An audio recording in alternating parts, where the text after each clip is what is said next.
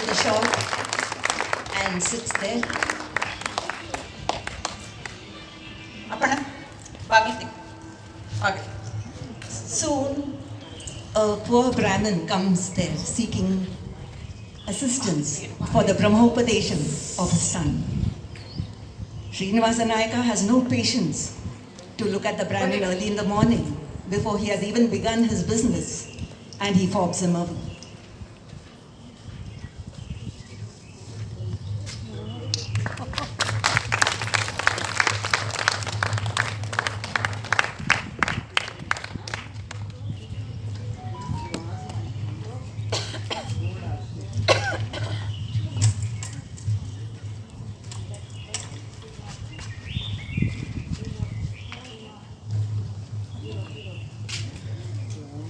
ಅಮ್ಮ ಲಕ್ಷ್ಮೀದೇವಿ ನಿನ್ನ ಕಟಾಕ್ಷ ಸದಾ ನನ್ನ ಮೇಲೆ ಇರಲಮ್ಮ.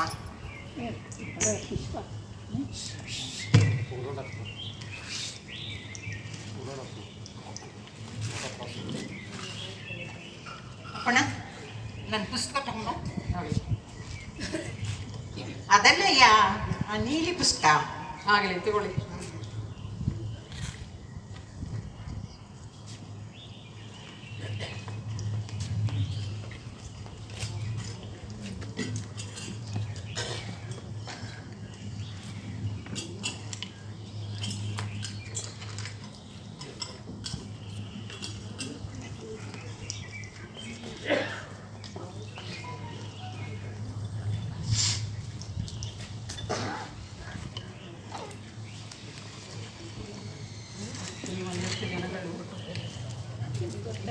ಕೊಡಬೇಕು.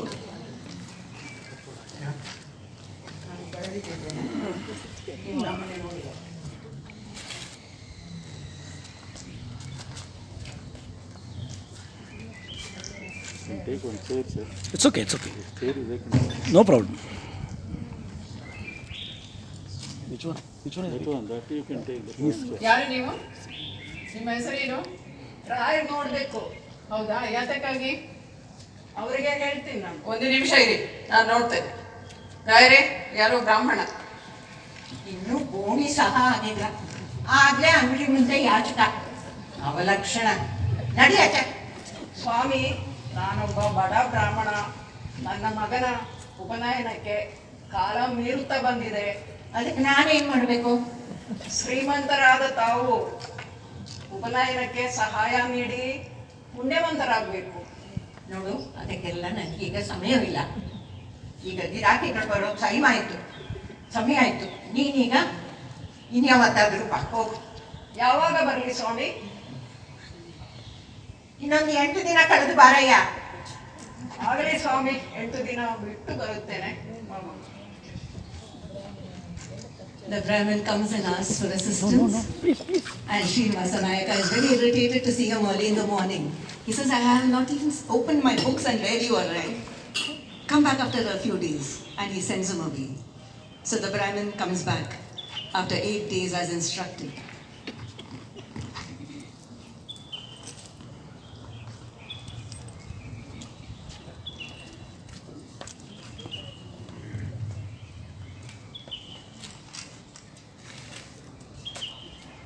ಅದೇನು ಮತ್ತೆ ಬಂದಿರಿ? ಮತ್ತೆ ಯಾಕೆ ನೋಡಬೇಕು? ಸಾಹೇಬ್ರು ನೋಡ್ಬೇಕು. ಆಗಲಿ, ಒಂದು ನಿಮಿಷ ಇರಿ. ಮತ್ತೆ ಬಂದ್ಯಾರೆ ಬ್ರಾಹ್ಮಣ? ತಿರ್ಗಾ ಬಂದ್ಯಾ? ಅವತ್ತೇ ಹೇಳಿಲ್ವಾ ಆಮೇಲೆ ಬಾ ಅಂತ? ಒಳ್ಳೆ ಪ್ರಾರಬ್ಧ ಆಯ್ತಲ್ಲ ಇದು. ಸ್ವಾಮಿ, 3 ತಿಂಗಳಿಂದ ಬರುತ್ತಾನೆ ಇದ್ದೀನಿ. ನಿಮ್ಮ ಸಹಾಯದ ಆಸೆ ಇಟ್ಕೊಂಡು ಇನ್ನೊಂದು ತಿಂಗಳು ಕಳೆದು ಬಾರಯ್ಯ.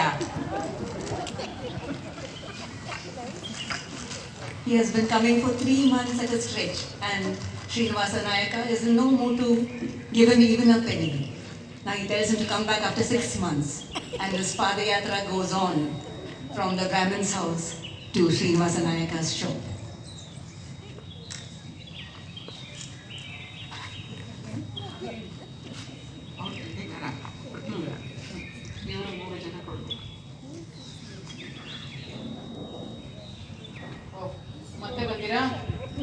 ಮತ್ತೆ ಬಂದಿರಾ? ಏನಿದು? ಮತ್ತೆ ಬಂದಿಯಾರ ನೋಡಿ. ಒಳ್ಳೆ ನಕ್ಷತ್ರಿಕನ ಅದು ಬಂದು ನಿಂತ್ಕೊಳ್ತೀಯಲ್ಲ ನೀನು. ಸರಿ, ಮಾಡು.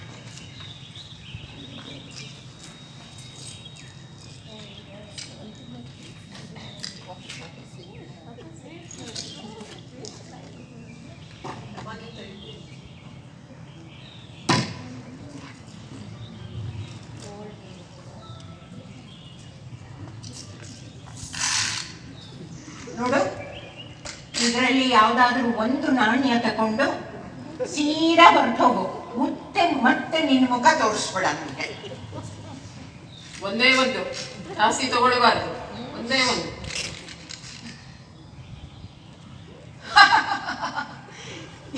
ಈ ಕೆಲಸಕ್ಕೆ ಬಾರದ ನಾಣ್ಯ ನೀವೇ ಇಟ್ಕೊಳ್ಳಿ ಸ್ವಾಮಿ. ನಾನು ಇಷ್ಟು ನಿಮಗೆ ಯಾವಾಗಾದ್ರೂ ಉಪಯೋಗ ಆಗುವುದು. ಆ ಬ್ರಾಹ್ಮಣ ಒಬ್ಬನೋಡು. ಎಷ್ಟು ಅಲಂಕಾರ ಈ ಬ್ರಾಹ್ಮಣನಿಗೆ. ಯಾಚನೆ ಮಾಡಲು ಬಂದವನು ಕೊಟ್ಟಿದ್ದು ತಗೊಳ್ಳದೆ ಹೋಗಿದ್ದಾನೆ. ನಾನು ಈ ನಾಣ್ಯ ಯಾಕೆ ಇಟ್ಕೊಂಡಿದ್ದೀನಿ ಅಂತ ಈಗ ಗೊತ್ತಾಯ್ತಾ? ಹೋಗಿ ಶನಿ ತೋಳು. ತುಂಬಾ ಮುಂದಾಲೋಚನೆ ರಾಯರೇ ನಿಮ್ಮದು.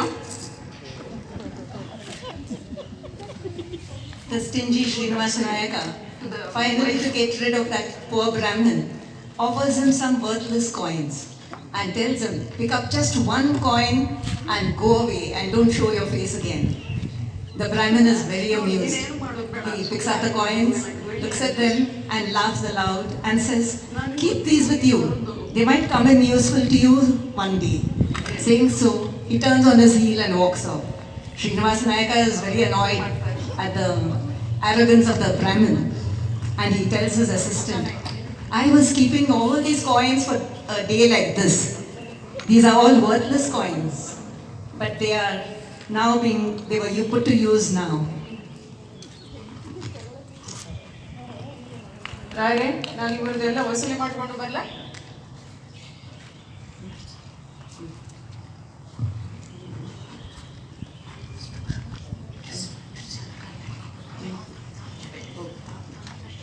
ನಾನು ಇದನ್ನು ವಸೂಲಿ ಮಾಡ್ಕೊಂಡು ಬರ್ತೇನೆ.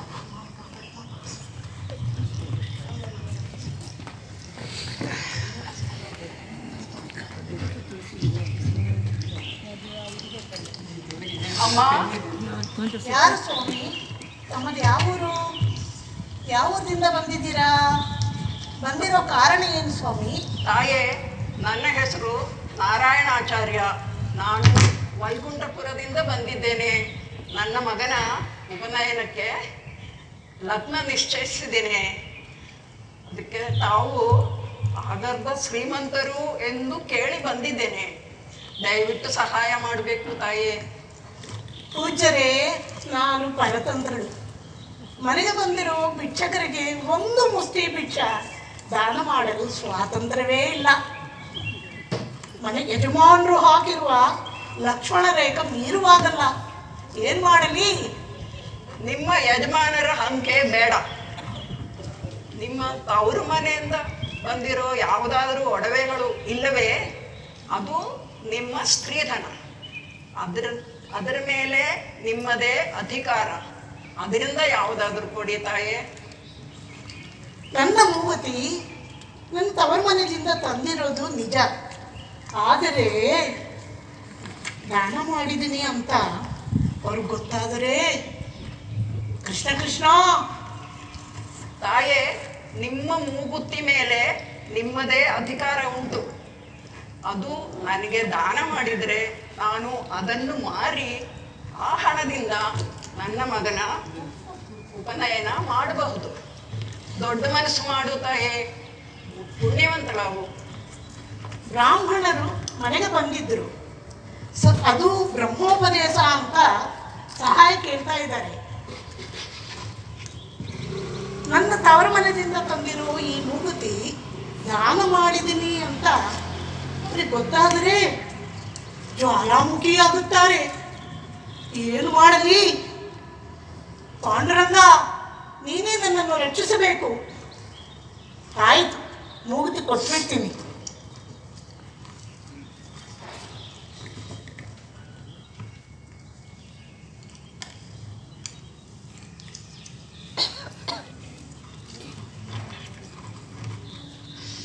ತಗೊಳ್ಳಿ ಸ್ವಾಮಿ. ಬಹಳ ಉಪಕಾರ ಆಯ್ತು ತಾಯೇ. ದೇವರು ನಿಮಗೆ ಒಳ್ಳೇದು ಮಾಡಲಿ. ಕೃಷ್ಣಾರ್ಪಣ. The poor Brahmin, after failing to get anything out of Srinivasa Nayaka, goes straight to his house and approaches Saraswati Bai. He tells her that he needs assistance for the Brahmopadesham of his son, and Saraswati Bai is thrown into a quandary. She does not know what to do, There is nothing that she owns, and she's scared of incurring the wrath of her husband. Finally, when the Brahmin tells her that she can donate something that belongs to her, that she has brought from her maternal home, she thinks about giving away her nose stud to the Brahmin and gets his blessings. Now the Brahmin brings that nose stud directly to Srinivas Nayaka, and now you watch the fun.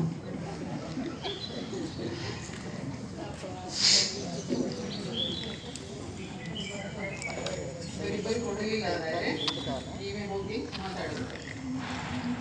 ಓ ಮತ್ತೆ ಬಂದಿರಾ? ಹಾ, ಒಂದೇ ನಿಮಿಷ ಇದೆ. ಮತ್ತೆ ಬ್ರಾಹ್ಮಣ ಬಂದಿದ್ದಾರೆ. ಅವರದು ನಡೆದು ನೋಡಿದ್ರೆ ಏನೋ ತುಂಬಾನೇ ಇದು ಇದೆ, ಹೋದ ಸಾರಿ ಇದ್ದ ಹಾಗೆ ಇಲ್ಲ, ತಿರ್ಗಾ ಬಂದ್ಯಾ? ಬೇರೆ ರೀತಿಯಲ್ಲಿ ಏನೋ ಮಾತಾಡಿ ಬಂದು ಮುಖ ತೋರಿಸ್ಬೇಡ ಅಂತ ಹೇಳಿ ನನಗೆ ನಾನು. ನಾಯಕರೇ, ನಾನು ಇವಾಗ ಬೇಡೋದಕ್ಕೆ ಬಂದಿಲ್ಲ, ನನಗೆ ಹಣದ ಅವಶ್ಯಕತೆ ಇದೆ, ಸ್ವಲ್ಪ ಇರಿ.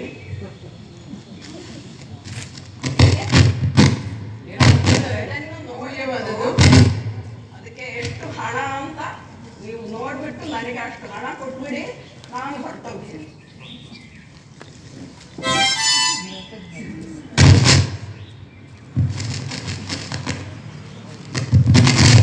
ಏನಾಯ್ತು ರಾಯರೇ? ಇದು ಸರಸ್ವತಿ ಮೂಗುತಿ ತರ ಇದೆಯಲ್ಲ, ಈ ಬ್ರಾಹ್ಮಣನಿಗೆ ಹೇಗೆ ಬಂತು? ಏನಯ್ಯ, ನಿನಗೆ ಎಲ್ಲಿಂದ ಸಿಕ್ತು? ನನ್ನ ಮಗನ ಬ್ರಹ್ಮೋಪದೇಶಕ್ಕಾಗಿ ಒಬ್ಬ ಪುಣ್ಯಾತ್ಮೆ ನನಗೆ ದಾನದಲ್ಲಿ ಕೊಟ್ಲು. ಹಣ ಕೊಡ್ತೀರಾ ಸ್ವಾಮಿ?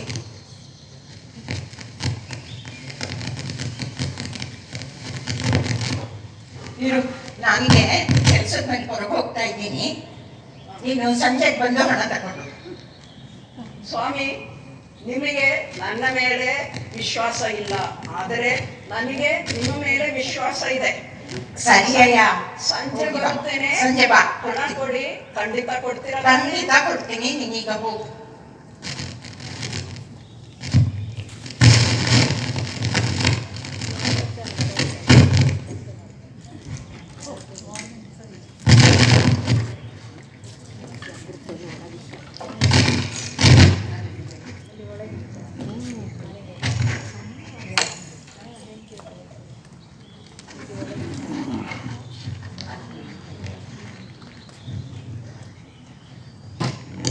ನೋಡು, ಆ ಬ್ರಾಹ್ಮಣನ್ಗೆ ಏನೋ ನೋಡಿದ್ರೆ ಸಂದೇಹ ಆಗ್ತಾ ಇದೆ ನನಗೆ. ಅವನ ಹಿಂದೆನೆ ಹೋಗಿ ಅವನು ಎಲ್ಲಿ ಹೋಗ್ತಾನೆ, ಏನ್ ಮಾಡ್ತಾನೆ ಅಂತ ಬಂದು ಕೇಳು ನನಗೆ. ಆಗಲಿ. God. To get one more chair, sir. Very difficult to sit like that and sit. There are so many chairs, huh?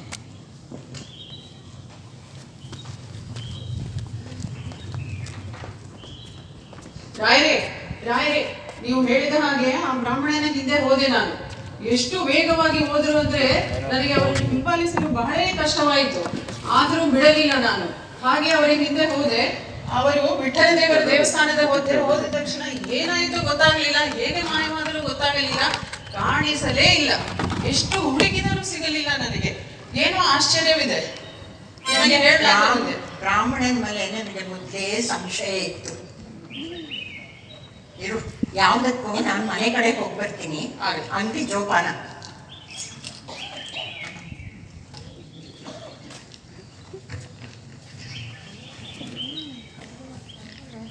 When the Brahmin gives the nose stud to Srinivas Nayaka, he realizes that this is mostly Saraswati Bai's nose stud. And knowing her charitable disposition, he has very strong doubts about it being hers. And he decides to go home and find out if she is still wearing her nose stud. In the meantime, when that Brahmin goes away from the shop, the Srinivas Nayaka sends his assistant to go and see where the Brahmin goes and to see what he does there. And the assistant comes back and reports that as instructed by you, I followed him. I went all the way till the Panduranga temple there, and suddenly that Brahmin disappeared. I looked everywhere for him, but I couldn't see him anywhere. It seemed really a mystery. Saying so, he comes and reports this to Srinivasa Nayaka, who is sort of now, he has always been very suspicious of this Brahmin. So now his suspicion is sort of strengthened. So he decides to go home and find out just what is happening to Saraswati's nose study.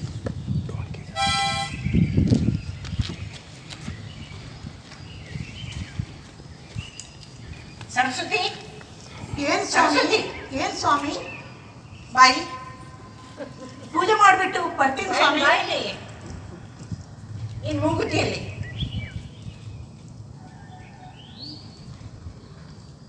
ನಿನ್ನ ಪೂಜೆ ಗೀಜೆ ಎಲ್ಲ ಆಮೇಲೆ ನಡ್ಕೋ. ನನಗೆ ಮೊದಲು ಮೂಗುತಿ ತಂದ್ಕೊಡು ಹೋಗಿ. ದೇವರೇ, ನೀವೇ ನನ್ನನ್ನು ರಕ್ಷಿಸಬೇಕು. ಮೂಗುತಿ ದಾನ ಮಾಡಿಬಿಟ್ಟಿದ್ದೀನಿ.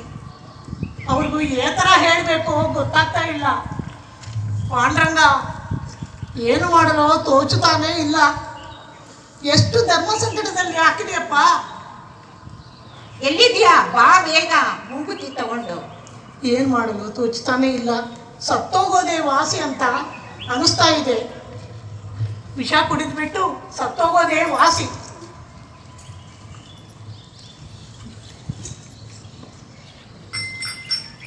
ಮೂಗುತಿ ತಗೊಂಡು ಬಂದ್ರೆ ಏನೋ ಪುಟ್ಟಕ ಅಡುಗೆ ಮಾಡ್ತಾ ಇದ್ದಾಳೆ. ಈ ಹೆಂಗಸರಿಗೆ ಏನು ಯಾವಾಗ ಮಾಡಬೇಕು ಅಂತ ಗೊತ್ತಾಗೋದಿಲ್ಲ. ಬರ್ತೀನಿ ಸ್ವಾಮಿ. ಸರಸ್ವತಿ, ಬಾ ಬೇಗ. ಬರ್ತೀನಿ ಸ್ವಾಮಿ. ಹಾ, ನನ್ನ ಮೂಗುತಿ. ದೇವರೇ, ನೀವೇ ನನ್ನ ರಕ್ಷಿಸುತ್ತಿದೆ. ತಗೊಳ್ಳಿ ಸ್ವಾಮಿ. ಹ್ಮ್?